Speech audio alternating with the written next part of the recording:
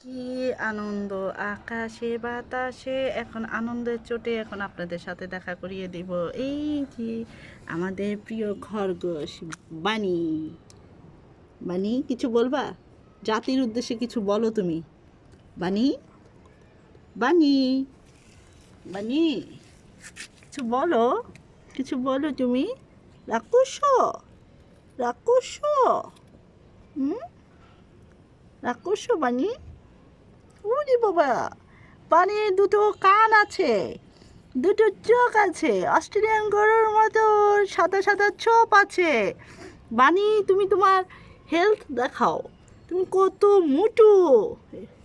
ও শরম পাচ্ছে, দেখাতে চাচ্ছে না। ও অনেক আনন্দের সাথে এখানে আসছে।